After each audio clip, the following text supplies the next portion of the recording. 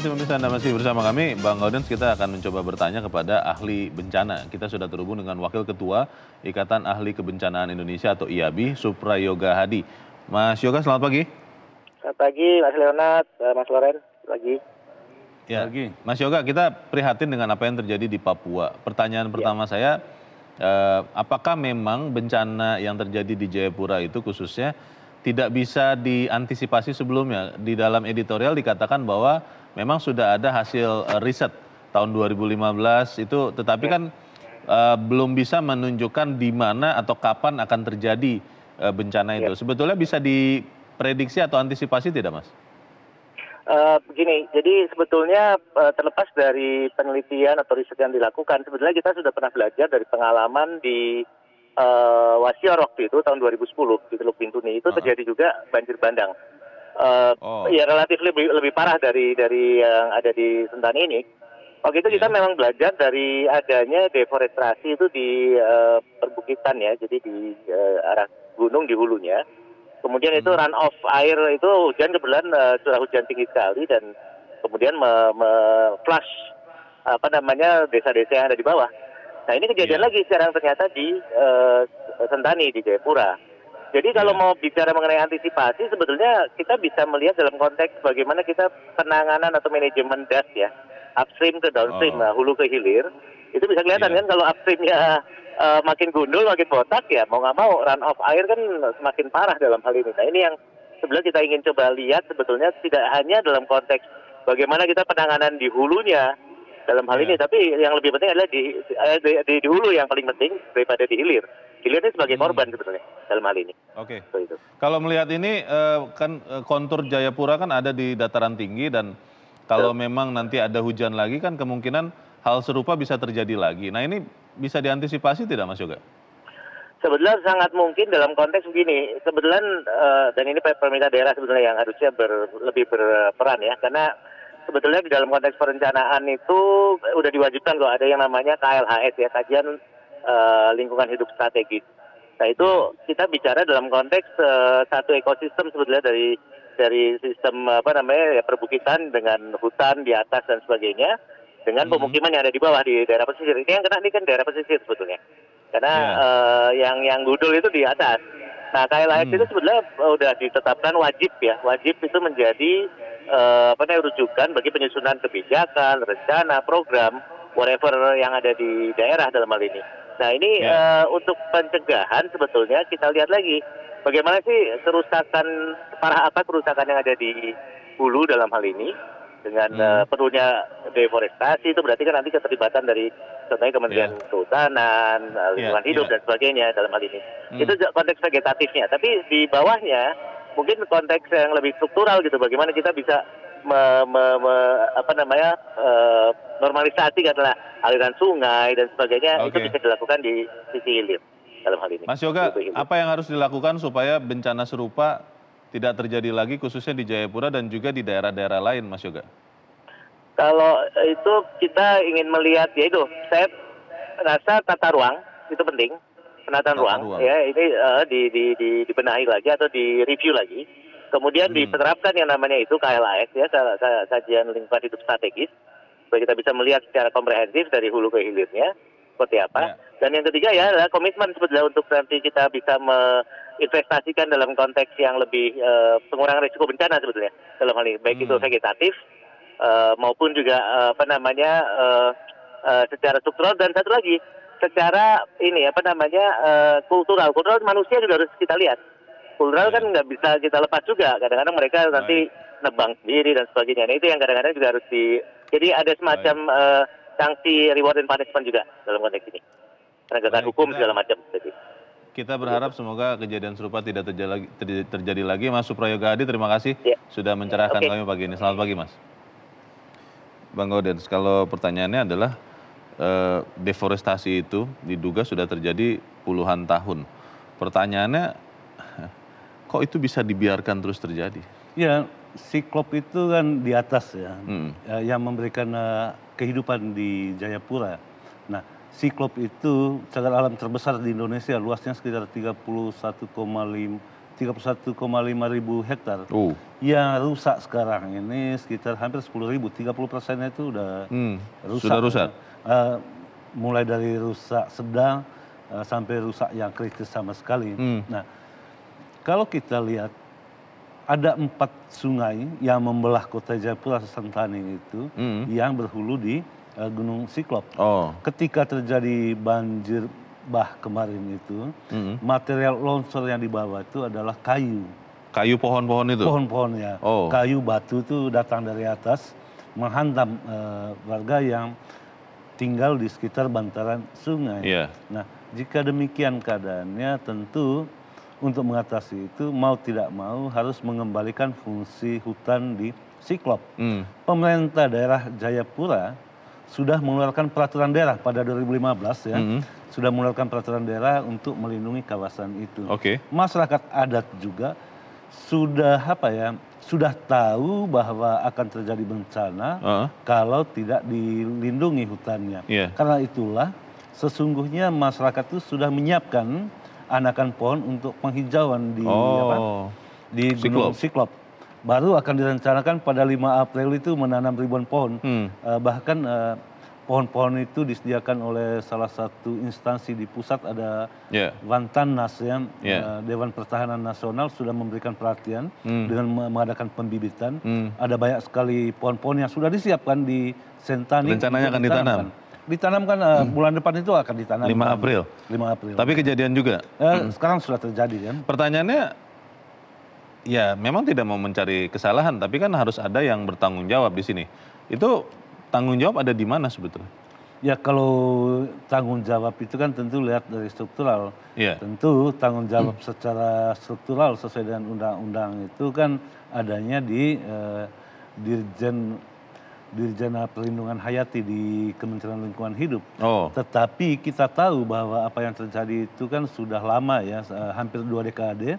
Banyak sekali masyarakat di luar kota Jayapura yang masuk ke Siklop. Mereka membuka kebun di sana. Bahkan di sana itu ada galian C juga. Tetapi barang tambang ya, karena di sana banyak emas juga. Itu yang dicari ya. Tetapi hampir setiap saat dinas dari lingkungan hidup juga melakukan patroli di sana. Patroli, tetapi ya lagi-lagi tentu aparatnya terbatas sehingga mereka selalu kewalahan berhadapan dengan warga yang begitu banyak yang memasuki pegunungan Siklop itu. Ya kalau bencana ini sudah terjadi pasti pasti pertama yang akan dilakukan adalah menyelamatkan korban. Tapi kan kalau kemudian tidak ada langkah yang drastis Bang Gaudens untuk memperbaiki masalah ini, mungkin yang paling penting adalah memperbaiki hutan di Cyclops itu menjadi orang-orang bodoh kita. Nah pertanyaannya, itu akan segera dilakukan tidak? Karena beberapa orang mengatakan, ini hanya karena pas sedang ada bencana, kemudian orang memperhatikan, tapi tunggu saja berapa bulan atau bahkan setahun misalnya atau lebih, sudah lupa lagi. Bagaimana Bang? Ya bencana besar juga terjadi pada 2007 ya. 2007. Dan hampir di 3 bulan terakhir saja sudah 5 kali banjir di Jayapura itu. Dan memang tadi saya katakan memang kontur tanahnya ya. Kontur tanahnya itu pasti rawan banjir di daerah situ. Di depannya itu kan ada Lautan Pasifik di depannya. Nah, tentu harus ada upaya yang kuat dan terus-menerus dilakukan. Dan masyarakat sebetulnya sudah sadar, mereka sudah pada titik ada kesadaran kolektif bahwa kita harus merawat Gunung Siklop. Baru disiapkan anakan pohon. Nah, harus didorong masyarakat setempat itu. Jadi partisipasi masyarakat itu didorong untuk melindungi hutan. Bukan hanya pemerintah yang bertugas melindungi hutan. Apalagi itu hutan lindung. Hutan lindung itu kalau cagar alam itu kan di sana itu bukan hanya pohonnya yang dilindungi, tapi satwanya, juga ekosistem di dalamnya yang harus dilindungi. Nah, partisipasi masyarakat, apalagi di Papua itu terkenal dengan kekuatan masyarakat adatnya. Kesadaran masyarakat adat itu sudah tumbuh, tetapi ya lagi-lagi banjir lebih dulu datang. Pertanyaan itu juga muncul juga Bang Gaudens, karena tadi seperti dikatakan Mas Yoga, harus juga diperhatikan dari sudut pandang kultural. Bang Gaudens tadi sudah mengatakan bahwa untuk saudara-saudara kita di Papua, bumi, tanah itu sesuatu yang juga memiliki nilai sakral, bahkan mereka sebut mama karena pemberi sumber kehidupan. Tapi kok terjadi juga kerusakan di mama yang bernama Cyclops itu? Ya, tadi saya katakan luas Cyclops itu sekitar 31,5 ribu hektar. Ya. Begitu luasnya dan banyak sekali pendatang di sana itu yang merambah hutan. Masyarakat setempat sangat menghormati daerah itu. Karena itulah para tetua adat itu sudah berkomitmen untuk menghijaukan Cyclops. Tentu mereka akan berhadapan dengan pendatang-pendatang itu. Yang punya kekuatan modal? Ya pastilah, pasti ada kekuatan modal. Tidak mungkin orang datang begitu saja di sana gitu. Bahkan diperjualbeli itu hutan itu. Itu dia, sayangnya ini masalah klasik yang terjadi lagi, tapi kalau kita tidak bergerak, kita menjadi orang-orang yang bodoh. Tapi kita akan bahas itu nanti selepas jeda, Bang Udis. Pemirsa tetap bersama kami, Editorial Media Indonesia segera kembali.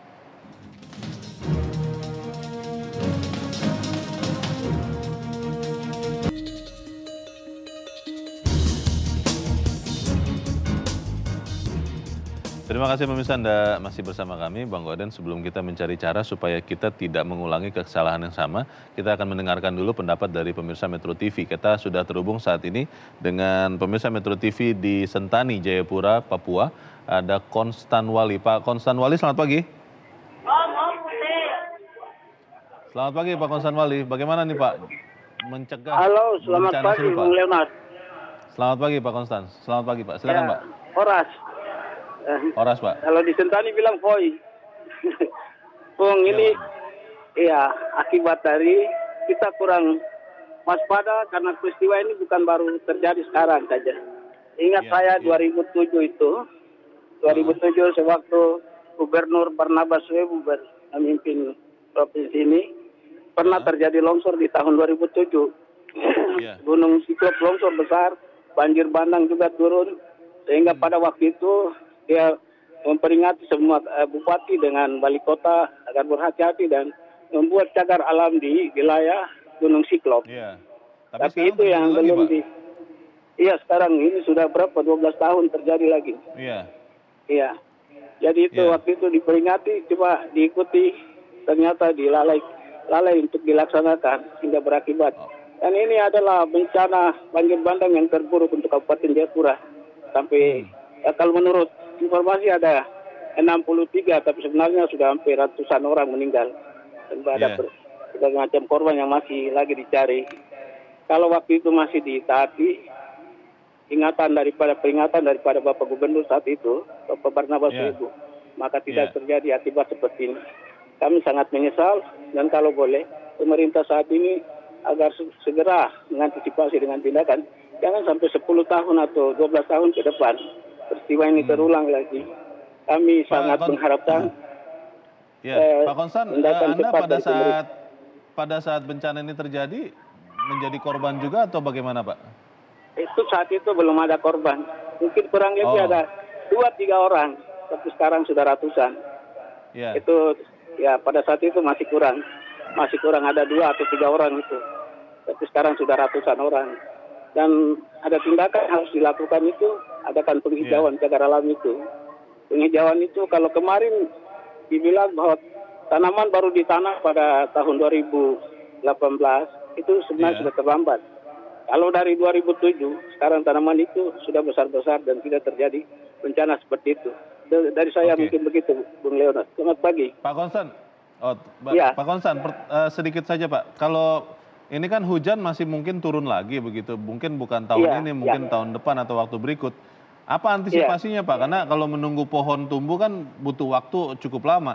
Apakah memang beberapa warga di Jayapura bisa dievakuasi dulu, pindah begitu, atau seperti apa Pak Konstan? Menurut Anda Pak, sebagai warga Sentani? Betul Pak Leonard.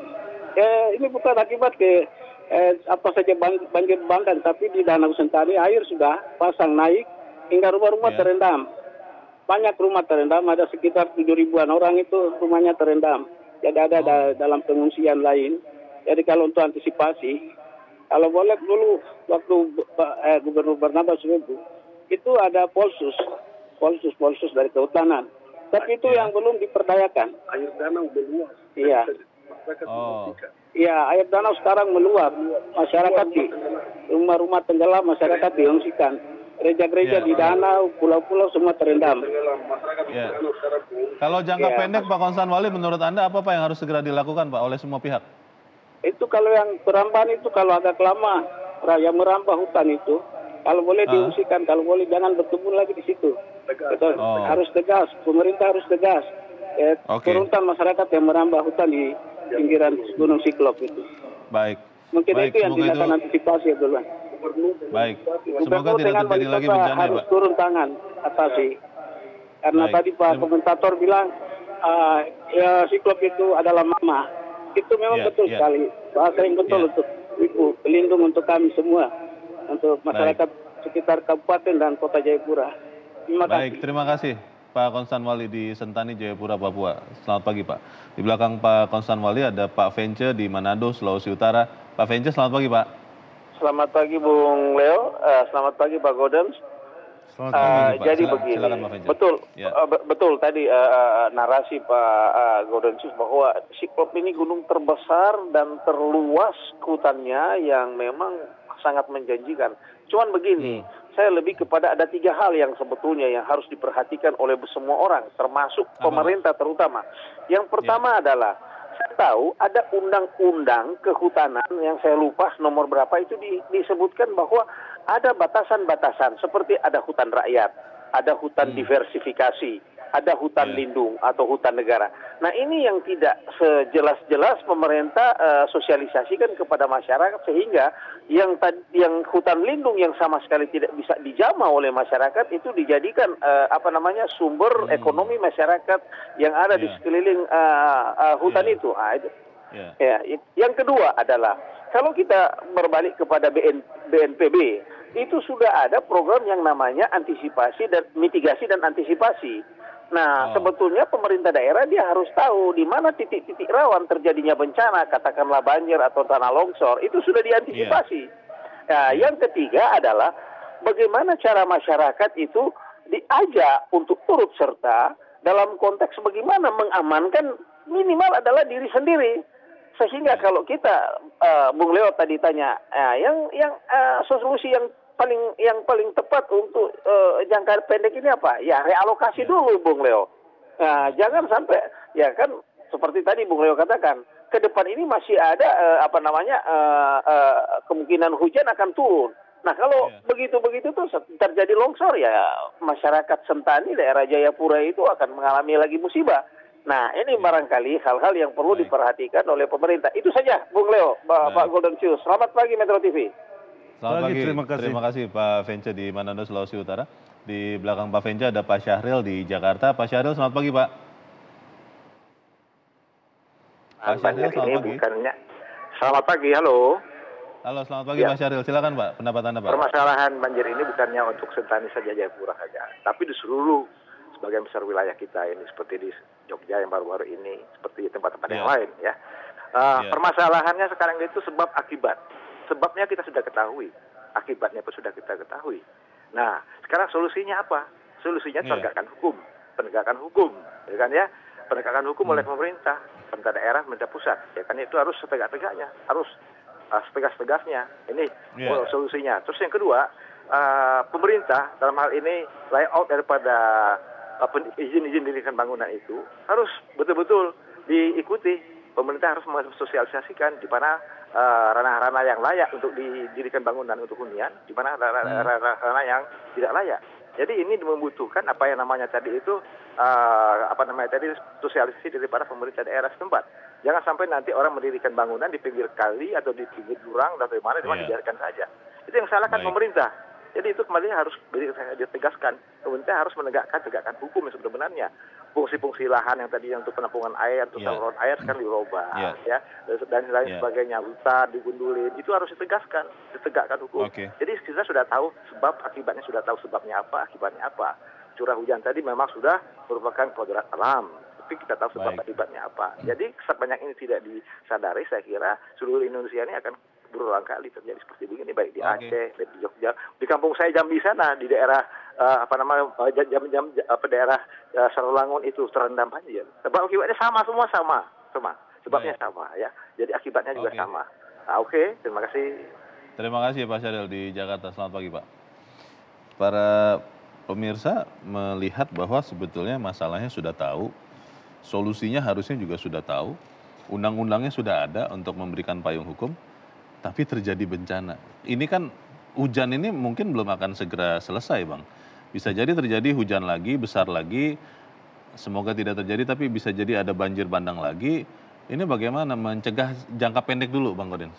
Ya, hingga tadi malam itu tercatat sekitar 70 orang, 70 lebih ya. Iya. 70 lebih nyawa yang sudah tercabut. Korban Menjadi korban banjir di Jayapura. banjir bandang ini. Dan sekitar 4.000 orang harus mengungsi. Berdasarkan ramalan BMKG itu dalam 1 minggu ke depan itu curah hujan juga cukup tinggi. Oh. Karena itu sudah diberitahukan kepada masyarakat untuk mengantisipasi bahwa banjir atau tanah longsor bisa terjadi lagi di Jayapura dan Sentani. Yeah. Karena itu pemerintah daerah sudah menghimbau masyarakat untuk menjauhi kawasan yang terpapar bencana banjir. Oh. Tentu kawasan yang dimaksud adalah daerah dekat aliran sungai. Itu sampai tidak ke warga yang ada tinggal di situ? Karena kalau hanya dibilang menjauhi, hindari, itu kan warga mungkin tidak terlalu memperhatikan dan mematuhinya, Bang Gaudens. Ya, itulah persoalan di sana itu kan persoalan komunikasi ya. Oh. Bagaimana masyarakat itu tinggal berjauhan sehingga tidak mendapatkan informasi yang baik dan benar dari pemerintah daerah. Karena itu kita berharap pemerintah daerah lebih proaktif untuk memberikan informasi. Yeah. Dari 3 penelpon tadi itu saya sepakat bahwa memang harus ada penegakan hukum bagaimana melakukan reboisasi di pegunungan Siklop tersebut. Karena memang kondisinya itu sangat-sangat parah. Tadi saya katakan 30%-nya itu sekitar 9,5 ribu hektar itu sudah rusak terparah. Penyebabnya apa? Lagi-lagi harus jujur kita katakan, walaupun jujur itu pahitnya, bahwa yang menyebabkan banjir di Jayapura itu adalah ulah tangan manusia. Mereka yang melakukan perambahan hutan, mereka itu adalah warga pendatang dari luar Jayapura. Yang menjadi korban adalah warga Jayapura itu sendiri. Masalahnya di mana kemudian hukum itu tidak bisa ditegakkan? Maksud saya begini, Bang Gaudens. Memang ini suatu masalah klasik ketika kekuatan modal berhadapan-hadapan dengan usaha pelestarian lingkungan, akhirnya seringkali kalah juga untuk melestarikan lingkungan itu. Apa itu yang terjadi sekarang di sana? Ya, memang itu menjadi persoalan besar di Republik ini ya. Dikiranya kalau sudah membuat undang-undang, sudah membuat peraturan daerah untuk menjaga wilayah Siklop itu dianggapnya sudah selesai gitu. Di editorial dikatakan yang kurang dari semua itu, kalau peraturan perundangannya itu terjadi inflasi, yang deflasinya itu adalah tindakan penegakan hukum. Keberanian menegakkan hukum itu nanti akan kita bahas, tapi kita harus jeda dahulu, Bang Gaudens. Pemirsa tetap bersama kami, Editorial Media Indonesia segera kembali.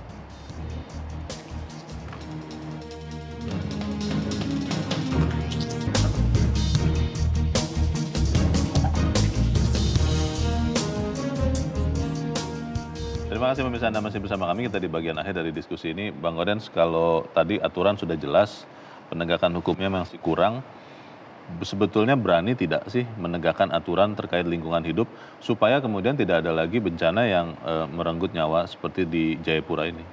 Ya, tentu ada aturan-aturan yang mengatur itu ya, bahwa di hutan lindung sekalipun, cagar alam pun masih bisa masyarakat untuk masuk di dalamnya, tetapi yang penting ditata. Tadi Pak Fengce mengatakan di sana itu ada hutan sosial, ada hutan yang bisa dimasuki masyarakat. Tentu di kawasan Siklop itu karena masyarakat sudah terlanjur masuk. Yang paling penting itu kan ditata supaya tidak merusak lingkungan, dan mereka itu dimotivasi atau diberitahukan untuk menjadi pionir di dalam melindungi hutan itu. Nah, tadi Leo mengatakan bahwa masyarakat Papua antara bumi dan hutan itu sangat dekat ya, ada hubungan emosional yang sangat dekat, sampai-sampai hutan pun disebutnya mama. Nah, Mama Siklop ini sudah lama tersakiti, sudah lama dibiarkan. Karena itu yang harus dilakukan dalam waktu segera itu melakukan reboisasi. Tadi saya katakan bahwa saat ini sudah disiapkan sekitar 5.000 anakan pohon untuk ditanam, itu dilanjutkan. Tetapi jangan lupa seperti yang dikatakan oleh Bung Suprayoga tadi di awal itu, harus dilakukan penataan ulang tata kota di Jayapura. Karena tata kota sekarang itu terutama bagaimana mengatur selokan, bagaimana pembuangan air itu kurang bagus gitu. Itulah yang tercermin dari apa yang terjadi sekarang. Benar bahwa curah hujan itu sangat tinggi sekali, sehingga daya tampung sungai yang ada itu sudah tidak cukup. Padahal di Sentani itu ada Danau Sentani, tetapi kan Danau Sentani itu tersedimentasi yang lupa dikeruk juga. Gitu ya. Nah, yang paling penting lagi, jauh lebih penting lagi melibatkan partisipasi masyarakat. Jangan sekali-sekali membuang sampah ke sungai. Dan ini menjadi problem di Jayapura juga. Yang harus menjadi komandan, katakanlah begitu Bang, untuk langkah perbaikan kawasan di Sentani di Jayapura ini siapa? Apakah memang harus pemerintah pusat karena itu adalah cagar alam, aset nasional, atau memang pemerintah provinsi atau pemerintah kabupaten kota, atau malah tokoh-tokoh adat di Jayapura? Ya, tokoh adat itu sudah mulai bergerak ya. Tadi saya katakan tokoh adat yang dipandu oleh Wantanas itu sudah bergerak untuk melakukan penghutanan kembali di Siklop. Akan tetapi curah hujan datang lebih cepat, sehingga mereka kalah terlambat. Padahal rencananya 5 April itu mulai melakukan penanaman secara besar-besaran. Tetapi yang harus turun tangan itu tentu pemerintah daerah. Pemerintah daerah, kenapa pemerintah daerah? Karena pada 2015 itu sudah dikeluarkan peraturan daerah untuk melakukan perlindungan terhadap kawasan cagar alam di Siklop. Tetapi walaupun lagi-lagi harus jujur dikatakan sudah ada peraturan perundang-undangannya, sudah ada perdanya, ya itu tadi persoalan penegakan hukum itu memang masih tertatih-tatih ya. Kira-kira berani tidak penegakan hukum itu dilakukan setelah kejadian ini Bang? Ya, kenapa tidak berani? Kita lihat misalnya di daerah Jawa Barat waktu beberapa tahun lalu itu terjadi tanah longsor juga. Sekarang sudah dilakukan penataan di daerah sepanjang Garut itu. Yang melakukan juga tetap dari Kementerian Kehutanan. Saya yakin sekali Kementerian Kehutanan pasti melakukan itu. Cepat atau lambat itu Menteri Kehutanan pasti datang ke sana untuk mengurus ini. Kita tunggu sama-sama supaya Jayapura tidak lagi berduka. Bang Gaudensius Suhadi, terima kasih Bang sudah di sini. Selamat pagi. Pagi loh.